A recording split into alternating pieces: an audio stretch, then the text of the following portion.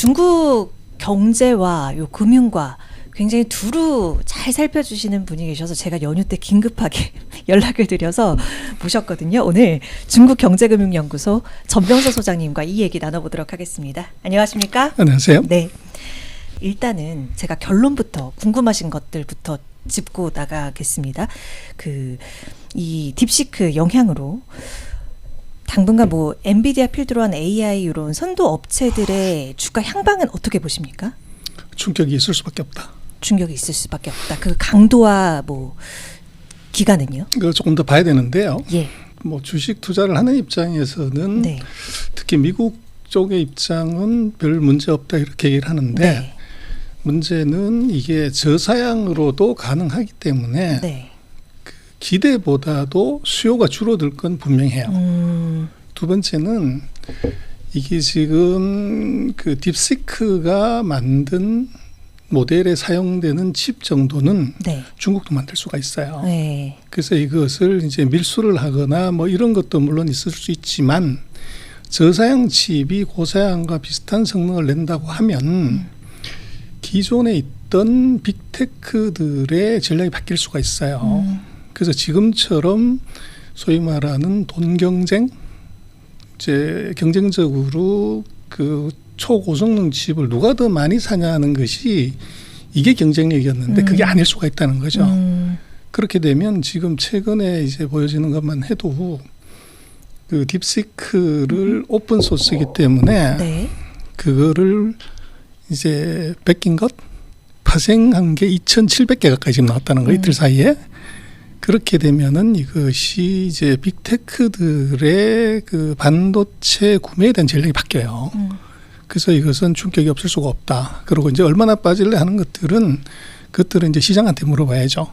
그래서 이것은 지금 이제 이틀밖에 안 됐기 때문에 그 충격은 이들의 전략이 지금 메타 같은 경우 난리가 난 거거든요. 네. 그래서 그 빅테크 기업들의 반도체 구매 전략의 방향이 어디로 가냐에 따라서 이것은 이제 뭐 찻잔 속의 태풍일 수도 있지만 이게 한번 이제 조정을 크게 하고 갈 수도 있는 가능성 두 가지 다 있습니다. 또 이렇게 터지고 나서 얘기 나왔던 게 진짜 저성능 칩만 갖고 쓴 거 맞냐? 근데 이거는 우리가 맞다고 보고 전제로 보면 되는 겁니까? 근데 또 한편에서는 미국이 이제 저성능 칩도 수출하는 거 제한한다고 해서 글쎄 뭐 이런 생각이 좀 들기도 했거든요. 두 가지인데요. 그래서 이제 뭐 음모론으로 얘기를 하면 다 얘기가 되는데 네.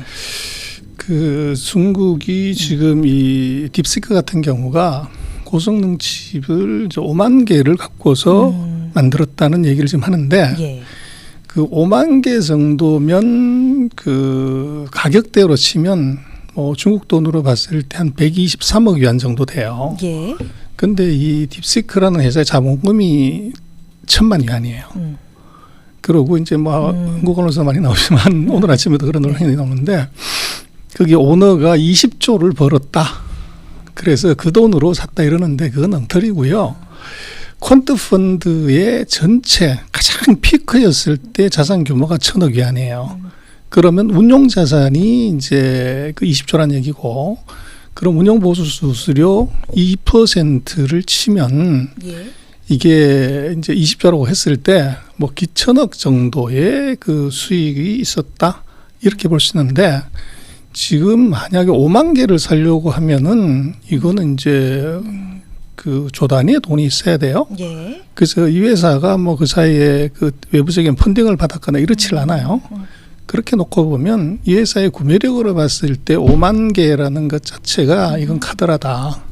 그렇게 이제 볼 수밖에 없는데 네. 지금 그 이 회사의 스펙을 나온 걸 보면은 이게 지금 엔비디아 저사양 칩에 HBM2를 썼어요. 그리고 거기에 플러스 추가적인 이제 칩은 하웨이의 칩을 썼다는 예. 거예요. 예. 910B나 C를. 그래서 그렇게 놓고 보면 충분히 이 회사의 이제 자금력을 놓고 보면 5만 개를 살 만한 자금력이 없다. 그래서 거기에 이제 답을 찾아야 되는데 지금 그 얘기를 한 이제 알렉스 왕이나 뭐 앨런 머스크가 증거를 대야 되는 거죠. 그래서 카더라란 얘기로 그냥 끝내는데 그거는 체크를 해보면은 조금 과장이 있다.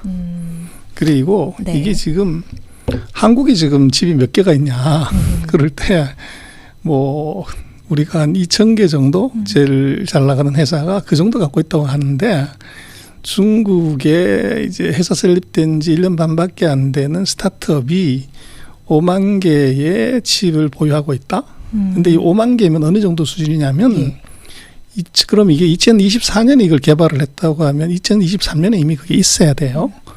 2023년에 텐센트가 한 5만 개 겨우 이제 구매를 했고 바이두나 뭐 이런 것들은 2만 개 뭐 이 정도 수준이에요. 예. 그러면 텐센트 수준의 구매력을 가진 이게 스타트업이다. 그건 굉장히 말이 안 되죠. 그래서 그렇게 놓고 보면 이제 5만 개 얘기들은 조금 과장이 심하다. 이제 그러고 어쨌거나 지금 그 정도의 5만 개를 썼더라도 5만 개를 써가지고서 챗GPT 이제 하고 같은 수준의 성능을 냈다고 그러면 이건 난리 나는 거죠. 근데 이제 그게 그것도 아닌 걸로 했다고 그러면 이건 정말로 그 경각심을 갖고 주의 깊게 봐야 되는 건데 그걸 이제 주식 시장의 입장에서 주식 투자한 미국의 기관이나 이제 그 투자가들 입장에서는 아무래도 쓸어묻고 싶죠. 그래서 그런 관점으로 보는 것은 팩트를 정확하게 보는 건 아닌 것 같아요. 알겠습니다. 그 나오는 지적들이어서 한번 점검차 소장님께 의견을 들어보고 싶었습니다.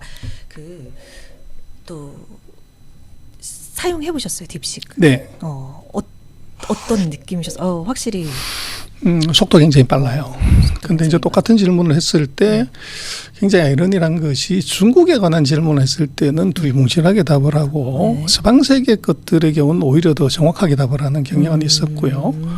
근데 이게 지금 3일 사이에 그 딥시크 V3가 지금 사고를 쳐가지고 이제 챗GPT의 뭐 5번하고 같은 성능이다 그러는데 그 사이에 그 모델을 3개를 더 냈어요.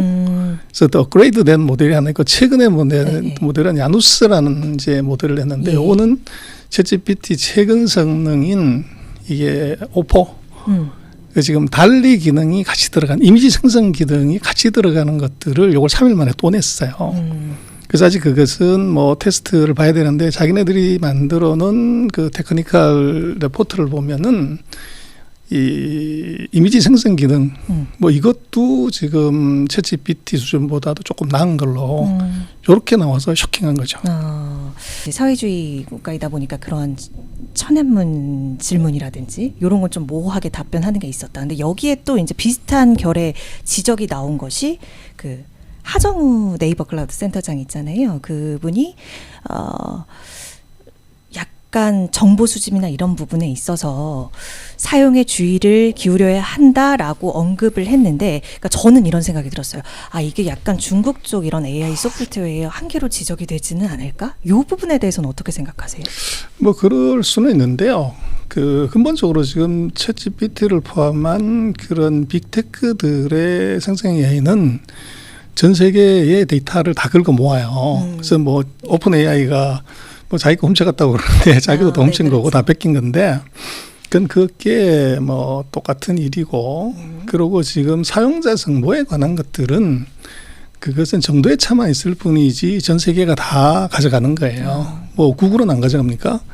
그 중국도 마찬가지 가지고 한국도 다 이제 가져가는데 그거를 이제 어느 정도까지 그 사용해서 이제 나중에 뭔 짓을 하려고 하냐는 것에 이제 문제가 있을 뿐이고 지금 중국에 대해서는 이제 그걸 무기로 했을 때 사람들의 사용을 이거를 좀 이제 꺼려하게 하거나 이러는 효과는 분명히 있을 것 같아요. 그러나 그것이 중국만 그렇게 하는 거냐? 그건 아니라는 거죠.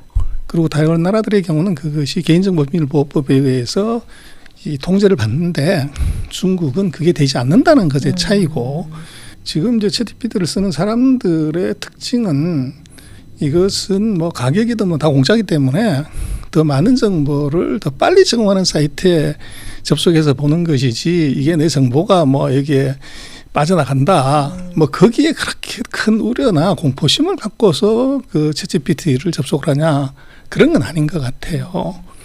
그리고 지금은 이제 선택의 폭이 뭐 생성AI도 수십 개가 되잖아요. 그래서 그것들이 뭐 쇼핑하러 다 다니는데 그것 때문에 이걸 쓰지 않는다. 이럴 가능성은 굉장히 낮아 보여요. 그러나 이제 전문가의 지적은 그건 충분히 그 고려할 만한 가치는 있어요.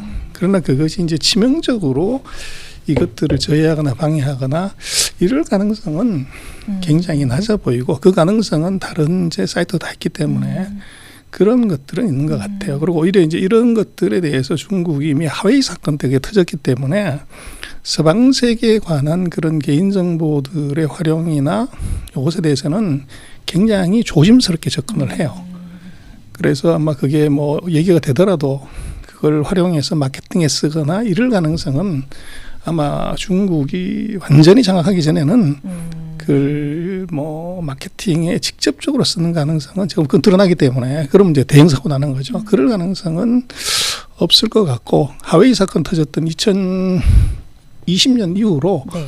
중국의 지금 지재권 문제를 갖고서 세계에서 문제를 일으킨 적이 없어요. 그렇군요. 네.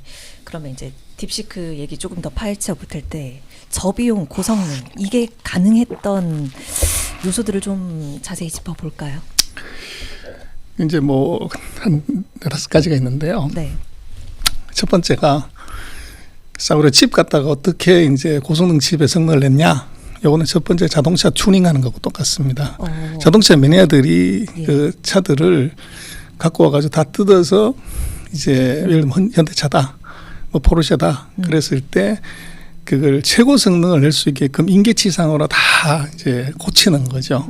그렇게 해서 보면 왕소리 나게 해서 이제 가게 되는 그런 이제 그 기법을 하나 썼다는 거고, 이제 두 번째로 보면은 거기에 예를 들어서 뭐 그 혁신 기술이라고 하면 사실 혁신 기술보다는 모두가 다 쓰고 있는데 예를 들면 빅테크들은 자료를 완벽하게 끌어모으기 위해서 예를 들면 알파벳으로 쳤을 때 26개 글자를 다 검색을 해가지고 이제 돌려야 된다고 하면 얘들은 굳이 그럴 필요가 있냐? 예를 들어서 8개 정도만 A, B, C, D, E, F, G 예를 들면 H까지만 검색을 하고 그게 틀리면 다시 한 번 더 검색하는 그런 식의 방식을 썼어요. 그러다 보니까 이제 그 자원의 용량을 확 줄여드릴 수 있는 거죠. 그래서 속도는 굉장히 빨라지고 거기다가 이제 뭐 자기 강화 학습이라고 하는 그 기능을 써서 거기 에러가 나면 계속적으로 반복하게 하는 그 기능을 쓰다 보니까 그 26개를 예를 들면 알파벳 26개를 매번 검색하는 것보다는 6개나 8개나 하는 것보다 훨씬 더 빠르게 갔고 그리고 이제 그러다 보니까 이게 코스트가 확 떨어진 거죠. 네. 그러다 보니까 이제 제공할 수 있는 가격이 굉장히 이제 저가로 들어가면서 고객이 확 늘어나는 게 있고 그러면 이게 뭐 하늘에서 떨어진 거냐 이런 건 아니에요. 콜럼버스 달걀입니다. 그래서 지구가 둥글다고 하는 것은 계란께서 세우는 건데 누가 그걸 못해. 근데 그걸 누가 먼저 이제 선택했냐는 발상의 전환이죠. 근데 재미난 거는 이 여자는 회장도 이 사람이 39살 이제 40살이고 예. 직원들도 8년 이상 된 사람이 없어요. 다 이제 1, 2년짜리, 3, 4년짜리고 그래서 여기는 8년짜리는 사람을 뽑지 않아요. 근데 이유는 뭐냐 그러면 소위 말하는 이제 습관이 제일 무섭다고 네. 그 기존의 경험이 독이 된다. 창의성에는. 그래서 그 신선한 사람들의 창의성이 예를 들면 왜 이걸 그 집 하나당 $10,000, $6,000 되는 걸 쓰니? 그거 10분의 1만 되는 거 써갖고도 낼 수 있지 않을까? 이런 생각은 그렇게 하려면 뭐 어떻게 해야 돼? 이제 이걸 냈던 거죠. 근데 그것이 이제 맞아 들어갔다는 얘기고. 그래서 이게 지금 뭐 획기적인 새로운 발명을 했다기보다는 기존 빅테크 회사들이 소위 말하는 돈으로 승부하던 그 전쟁터에 돈보다도 더 중요한 사람의 창의하고 아이디어, 공정 개선을 통해서 이거를 확 뒤집어 놨다는 거죠. 그러다 보니까 이 회사의 그 특징이 사실은 조금 과대 포장돼서 실력이 이제 홍보되는 경향은 분명히 있어요. 그래서 그러나 어쨌거나 130명 정도의 연구원을 갖고 있는 이제 작은 회사가 1200명 가진 회사를 이제 엎었다. 이것은 뭐 어떤 얘기를 하더라도 그 가치나 밸류는 인정할 수밖에 없는 거죠. 그러니까 자원을 효율적으로 쓰고 또 기술 혁신이라든지 뭐 인재 전략 이런 부분에서 뭐 여러 가지 이제 혁신적인 모습을 보인 게 이런 결과로 나왔다라는 말씀이셨는데 그 말씀 중에서 이제 비용적인 측면을 좀 봤을 때도 놀라운 내용들이 좀 있었잖아요. 근데 그 빅테크들이 그러니까 말씀하셨던 것처럼 이전에는 비싼 거 좋은 거 비싸게 주고 돈을 때려붓는 방식이었다면 요곳에 이제 큰 변화를 이끌어낼 수 있다라는 게 좀 이끌어낼 가능성이 있지 않을까라는 시선들이 지금 나오고 있는 상황이기 때문에 그래서 이 딥시크의 등장으로 인해서 AI 시장의 이 구도 변화를 우리가 예측을 안 해볼 수 없는 시점인 근본적으로 것 같아요. 변화가 지금 생길 수밖에 없어요. 네. 그래서 주가가 왜 빠지지 않은 것 관계가 있는데 그래서 이런 신기술, 첨단 기술을 미국이 개발하는 게 맞아요. 근데 이걸 대중화시키고 값싸게 보급하고야 하는 것은 미국은 너무 많이 돈을 들였기 때문에 값싸게 보급할 수가 없어요. 근데 중국은 이거를 대중화시키는데 미국의 뒤통수를 칠 수 있는 거죠. 그리고 이제 이게 아주 영악한 게 오픈 AI가 이름은 오픈이지만 네. 소스를 공개하지 않아요. 클로스드예요. 클로즈. 예, 네, 클로스드 폐쇄 AI라고 얘기를 해야 되는데 이름은 오픈 AI라고 했는데 문제는 이제 중국 같은 경우는 이거를 완전 오픈 AI로 오픈 소스로. 오픈 소스로 개방을 해버렸단 말이에요. 네. 그러니까 이걸 갖다가 방금도 말씀 3일 만에 2,700개의 모방 사이트가 나와죠. 파생 사이트가 계속적으로 이제 업그레이드를 시킨다는 거죠. 그렇게 되면은 이게 대중화는 기능은 같은데 예를 들어서 오픈 AI는 가격이 10배고 이건 공짜거나 1이다 그러면 이건 점점 그쪽으로 몰리게 되는 거죠. 그래서 대중화의 문제는 이게 오히려 중국이 또는 중국 것을 모방한 그런 사이트들이 오픈 이제 소스이기 때문에 이게 계속 나와서 시장 구도를 바꿀 수가 있고 그래서 미국 같은 경우 어떻게 해야 되냐? 정말로 진정한 이제 그 AGI 사람처럼 이제 생각할 수 있는 AI를 만들지 않으면 점점 이게 밀릴 수 있는 상황이 오는 거죠. 그래서 지금 돈 퍼넣어서 하는 것들은 이미 한계가 왔다. 그래서 거기 돈 플러스 만약에 중국 애들이 그런 칩을 같이 줬다고 그러면 지금 뭘 만들까? 이제 정말로 형편없는 칩으로도 이렇게 만드는데 거기에 이제 미국 빅테크들의 엄청난 반성이 있을 것이고 지금 뭐 메타 같은 경우도 바로 팀을 4개를 만들어서 딥시크의 비즈니스 모델 이거 지금 분석하고 들어갔고 자기는 전략 지금 바꾸겠다는 거거든요. 즉 그런 측면에서는 큰 변화는 아마도 신기술 개발은 어쩔 수 없이 미국은 첨단 기술은 계속 가는 것이고 네. 대중화는 중국 그리고 이 중국 빅테크를 벤치마크하는 아이러니하게도 미국 빅테크들의 전략이 나올 것 같아요. 그래서 그렇게 되면 아마도 이게 지금까지 보지 못했던 미국 일변도의 경쟁 구도하고 이게 미국 이외의 나라 이 나라들의 경쟁이 지금 같이 이루어진 한쪽은 돈, 한쪽은 네. 이제 그 아이디어 이런 싸움이 지금 벌어질 것 같아요. 이제 빅테크들의 전략 수정이 불가피하고 이러한 변화들이 일어날 것이다라고 전망을 해주셨는데 우리 시장으로 잠깐 돌아봐서요. 이 딥싱 얘기 나오고 나서 바로 이제 하이닉스와 삼성전자 주가 어떻게 될까 이것도 궁금해하시는 분들 많았거든요. 오히려 삼성전자는 조금은 호재 아니야 이렇게 인식하는 경우도 있었는데 반도체 애널리스트 오래 하셨으니까 어떻습니까? 이런 전망들 나오는 호재였으면 좋겠어요. 근데 그건 희망사항인데 지금 차트 그 잠깐 한번 보여주시면 네네 저희가 띄워드릴게요. 그 딥시크하고 오픈 AI 그 몇 달러 이렇게 나온 네, 차트 요 있죠. 네. 네네 그걸 한번 보시면 아니면 그 앞에 차트. 네, 앞에 차트요. 네네 이걸 보면은 지금 오픈 AI에 비해서 그 딥시크의 사용량이나 뭐 이게 훨씬 더 작아요. 근데 거기 보시면 지금 HBM이 요건 2고 지금 오픈 AI는 HBM3예요. 그래서 요게 차이가 있는데 그 다음 페이지 한번 보여주실래요? 네. 그래서 지금 중국이 한국이 지금 생산하고 있는 첨단 HBM을 장착한 그런 엔비디아 칩셋을 갖고서 미국은 하고 있지만 그보다 훨씬 낮은 2인데 지금 이 차트 보시면 네. 지금 HBM2는 HBM 시장 전체에서 놓고 보면요. 이 시장 점유율 보시면 거의 이제 뭐 없어지는 정말로 레거시예요. 싼 거죠. 이게. 그렇기 때문에 중국이 HBM2를 써가지고 이런 모델이 많이 생긴다고 하더라도 저 HBM2 팔아가지고 돈 벌 수 있는 시장은 아니다. 그래서 삼성전자가 엄청난 이득을 볼 수가 있다 이렇게 볼 수 없는 것은 바로 시장 구도가 지금 바뀌었고 HBM2는 정말 레거시 중에 이미 레거시이기 때문에 거기서 조금 더 팔린다고 하더라도 이게 지금 대세에 전혀 영향을 못 주는 것이고 지금은 이제 HBM3나 4 정도에서 이제 생산을 걸어야 되고 금년 같은 경우는 이제 3, 2에 12단짜리가 메이저가 돼요. 그래서 이게 이제 문제가 되고 하이닉스 같은 경우는 아마도 이게 당초의 기대보다는 빅테크 하이퍼스케일러들이 HBM3를 사는 것에 있어서 추측거릴 가능성이 있어요. 그리고 만약에 거기서 얘들이 벤치마크에서 딥시크와 같은 모델을 만들어낼 수 있다 그러면 과거보다는 엔비디아 고성능 칩의 수요가 기대보다는 주로 마이너스가 나오는 것이 아니라 익스펙티드보다는 훨씬 더 작아지는 그래서 그게 이제 주가로 치면 버블이 살짝 꺼지는 그런 현상이 나타날 수가 있어요.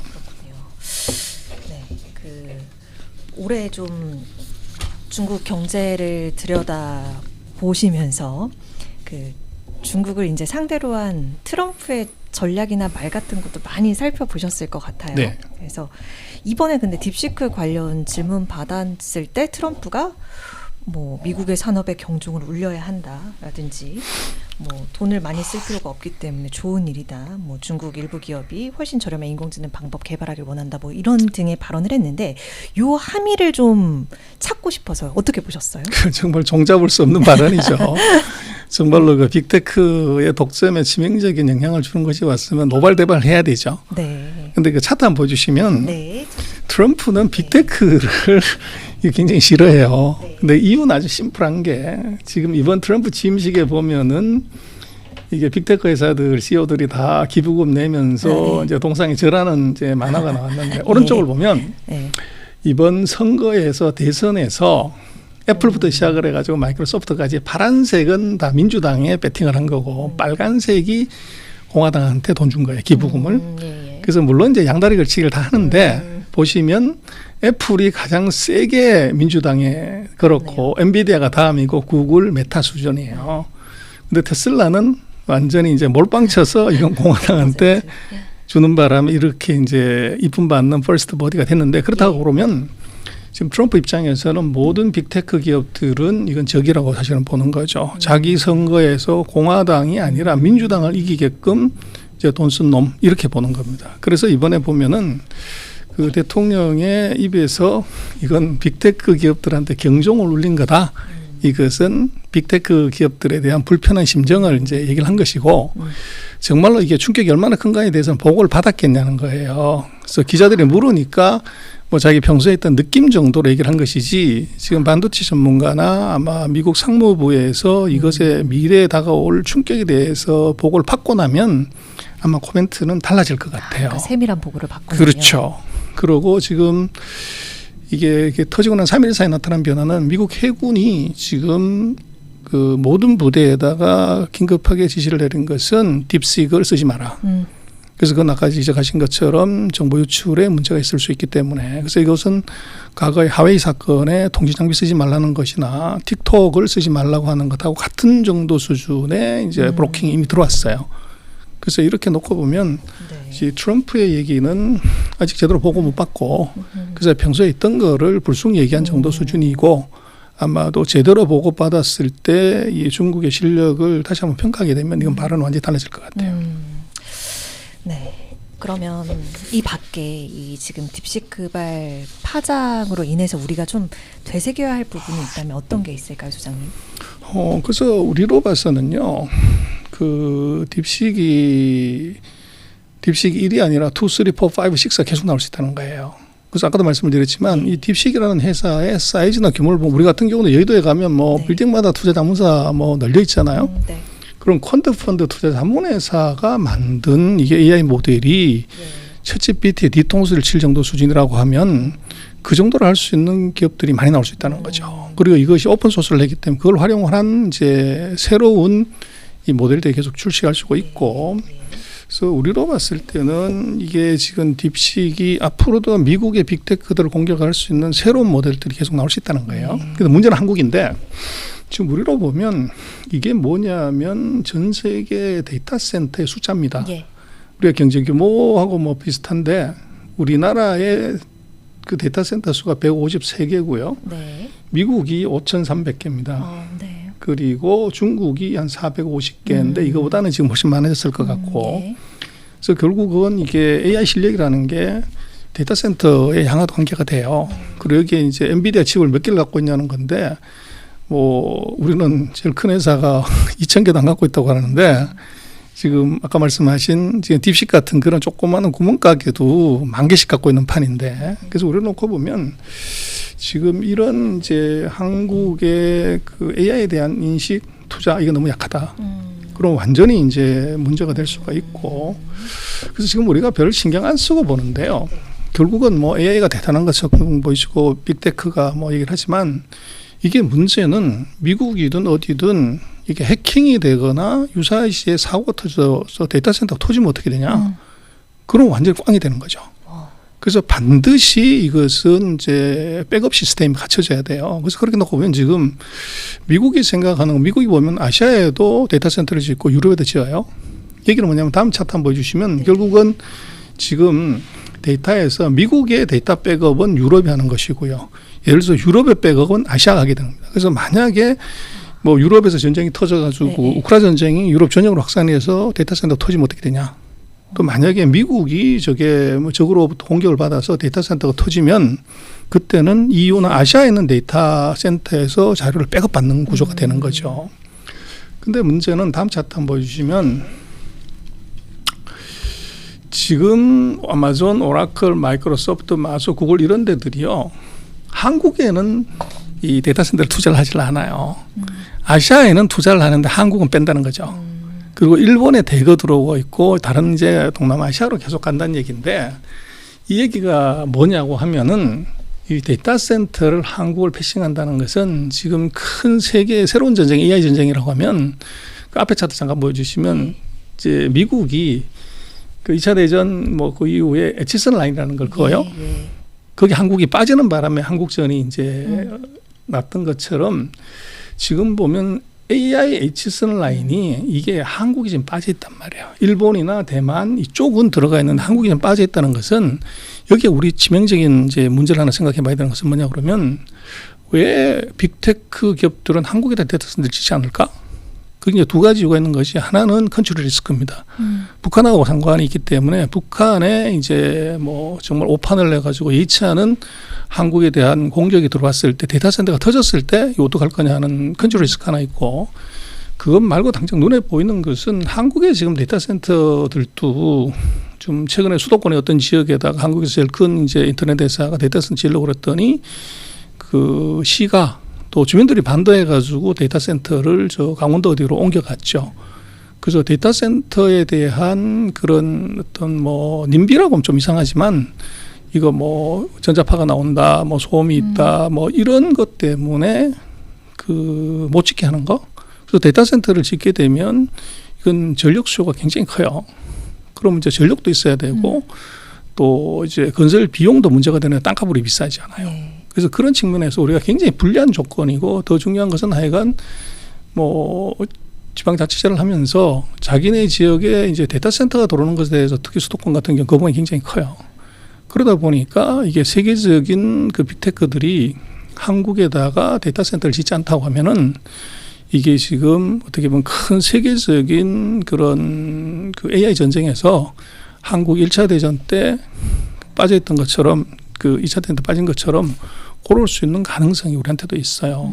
그래서 이것들은 뭐 우리가 당장에 벌어질 일은 아니지만 이건 조금 우리가 생각을 해봐야 되고 그리고 우리가 뭐 미국하고 중국하고 AI하고 싸우는 것 같고 우리하고 뭔 상관이 있어 이게 아니라 우린 그럼 어떻게 될래 반성을 해보면 아니 중국의 손바닥만한 이게 투자 자문회사들도 AI를 해가지고 퀀트 펀드 하다가 챗GPT를 만드는데 한국은 뭘 하고 있냐? 한국의 빅테크들은 뭘 하고 있냐? 이걸 보면 우리로서는 정말로 뼈아픈 반성이 미국이 할 게 아니라 정말 우리 한국이 해야 되는 거죠. 그리고 우리는 거기에 지금 뭐 하이닉스나 반도체를 팔까 못 팔까 이러지만 지금 그건 걱정 안 해도 되는 것이 누가 하든지 간에 HBM은 하이닉스하고 삼성이 공급하지 않으면 지금 고성능 공급할 수가 없어요. 그거는 이제 잡아놓은 고기고 그럼 그걸 잡아놓은 고기를 갖고 활용을 해서 돈을 버는 거 어떡할래? 그게 우리 심각한 고민이 있어야 되는데 우리는 거기는 뭐 이제 정책적으로도 그렇고 정치적으로도 그렇고 우리가 거기에 어떻게 집중해서 AI를 국가 산업화하고 이것의 경쟁력을 아시아 최고로 올린다 이런 게 지금 우리 없는 거죠. 그래서 그게 정말 우리 답답한 일이고 진짜 빨리 시급 해결해야 될 문제입니다. 네. 이번 이슈로 통해서 진짜 AI 경랑 속에 있구나 이거를 다시 한번 실감하는 거였거든요. 저 같은 경우에는 아마 투자자분들께서도 그렇게 느끼실 것 같습니다. 우리 투자자들을 위해서 마지막으로 소장님 좀 조언 말씀 주신다면요. 그래서 뭐 투자의 세계는요 영원한 성장 산업도 사양 산업도 없습니다. 그리고 하늘 끝까지 자라는 뭐 제가 콩나무도 없어요. 항상 이제 끝이 있는 법이고 지금 엔비디아가 뭐 그 사이에 주가가 너무너무 올라와서 모든 투자가들을 행복하게 했었지만 맨 처음에 아까 보여드렸던 엔비디아의 수익률하고 주가를 보면 수익률은 이건 이미 피크아웃을 했어요. 거기에 이제 묘하게 지금 이 중국의 딥식이 터지면서 주가가 이제 크게 조정을 했지만 꼭히 지금 이게 한 종목에만 몰빵을 칠 이유가 있냐. 그래서 이제는 이제 그 사이에 뭐든지 그렇지만 과하면 이제 넘치면 그건 이제 문제가 생기죠. 그래서 어떻게 이게 물건 하나의 수익률이 이게 55% 파는 것의 절반이 이제 마진으로 남는 그것도 살려고 하면은 6개월에서 1년 줄 서서 기다린다는 것 이거 좀 과하죠. 그래서 그것들은 조금 이제는 다시 한번 생각해 볼 필요가 있고 그리고 지금 우리가 최근 3년 반 동안에 그 미국 주가는 계속 올랐고 중국 주가는 계속 빠졌기 때문에 중국은 쳐다보지도 않고 있지만 그 작년 9월 이후로 중국의 주가들이 반등을 세게 했어요. 표 한번 다시 볼까요? 예. 네. 그리고 그 반도체를 보면 중국이 미국으로부터 가장 세게 이제 제재받은 게 뭐냐면 반도체입니다. 그래서 트럼프 말기부터 시작을 해가지고 바이든 4년 동안 계속적으로 이제 제재를 받았는데 아이러니하게도 지금 SMIC 우리 같은 삼성전자 같은 회사 주가가 사상 최고치를 갱신을 했어요. 연초 대비 작년 연초 대비해서 103% 올라갔고 또 하나가 중국의 AI 칩을 만드는 회사가 있어요. 예. 엔비디아도 오늘 훅 떨어지는 회사인데 이게 한우지라는 회사인데 한우기라는 회사인데 영어로는 캠브리컨 테크인데요. 이 회사는 작년 1월 초부터 시작해서 373% 올라갔습니다. 그래서 이거 어떻게 봐야 되냐? 이거 말도 안 되는 소리야. 그런데 우리가 이제 중국에 대해서 너무 안 쳐다보기 때문에 그런데 이게 아이러니하게도 미중 AI 전쟁의 수혜자가 중국 반도체 회사입니다. 그래서 그 이유는 두 가지인데 하나는 이게 중국이라는 회사의 나라의 반도체 수요가 전 세계의 반도체 수요의 60%가 넘어가요. 그 얘기는 뭐냐면 중국 자체 수요가 한 30%가 되고 우리 지금 노트북, 핸드폰, 디지털 TV, 전자기기의 전 세계 생산량의 60에서 90%가 중국에서 만들어져요. 그러다 보니까 OEM까지 합치면 중국이 전 세계 반도체의 60% 이상을 중국이 뭐 자기가 직접 쓰든 OEM에서 팔든지 쓰게 돼요. 그러다 보니 시장이 워낙 크니까 거기에 필요한 반도체를 이제 만들어갖고 팔아갖고 이제 미국이 제재를 하든 말든 돈을 버는 게 있고 두 번째 제재 역설입니다. 미국이 제재를 세게 하면 세게 할수록 중국이 반도체 국산화에 올인하고 있고 거기에 정부가 돈을 주는 거죠. 그래서 미국이 지금 527억 불 정도 이제 반도체 보조금을 주고 지금 뭐 트럼프 정부 들어 주네 만에 이제 뭐 다시 뺐네 이렇게 얘기를 하는데 중국이 상기 펀드를 만들어서 54조 원 가까이를 지원을 해요. 근데 요거는 중국의 54조 원은 순수하게 이제 반도체한테 투자하는 것이고 미국은 527억 불 중에서 R&D라든지 뭐 이런 게 들어가 있어요. 그래서 순수 이제 공장 짓는 데 들어가는 비용은 그보다도 훨씬 지원금 낮아요. 근데 중국은 그보다 훨씬 더 큰 돈을 넣기 때문에 중국 기업들 입장에서는 반도체 기업 입장에서는 국산화만 했다 그러면 정부한테 지원금 받고 시장에다 팔 수가 있고 그리고 이거 중국 같은 경우는 14나노, 28나노 정도만 해도 법인세가 0이에요. 그러다 보니까 이제 세제 혜택 뭐 이런 게 같이 받다가 보니까 아이러니하게도 미국의 제재가 중국 반도체 산업을 키우고 반도체 산업들의 이익을 사상 최고치를 만드는 그런 불상사가 생겨버린 겁니다. 그런데 우리는 뭐 중국이 그 믿고 보기 싫기 때문에 쳐다보지도 않고 있어서 중국의 반도체 장비 회사들이 중국의 반도체 회사들이 이익을 얼마나 내는지 뭘 개발했는지 관심이 별로 없죠. 그러나 지금 한국의 삼성전자가 주가가 헤매는 가장 큰 이유도 중국의 CXMT라고 하는 D램 회사가 이게 DDR 제품을 국산화를 해서 이걸 싼 가격에 푸는 바람에 이제 타격을 받은 거죠. 그래서 이제 그런 것들을 보면 우리가 삼성전자나 하이닉스를 판단하는 데 있어서 중국의 반도체 회사들의 동향이나 중국의 반도체 정책을 보지 않으면 이거를 정확하게 볼 수가 없게 돼 있어요. 그리고 지금 HBM 마찬가지로 지금 중국의 저런 새로운 모델을 봤을 때 로엔드 HBM이 또 만들어져 가지고 갔을 때 한국의 하이닉스나 삼성전자에 주는 타격 또는 이점이 뭐냐 이거에 따라서 하이닉스 삼성의 주가가 왔다 갔다 하는 거죠. 그래서 결국은 뭐 꺼진 불도 다시 봐야 되고 그리고 이게 중국이라는 나라는 지금 전 세계가 3년 반 동안 주가가 다 올라갔는데 유일하게 빠진 나라예요. 그래서 금년도 같은 경우는 아이러니지만 이제 중국의 증시가 이게 그 작년 4분기 이후에 반등 추세가 금년에 계속 이어질 가능성이 대단히 높아 보여요. 그래서 제가 볼 때는 꺼진 불도 다시 봐야 되는 타이밍이 온 거 아닌가 싶습니다. 네, 오늘 전병선 소장님과 얘기 나눠봤습니다. 소장님 오늘 말씀 고맙습니다. 네,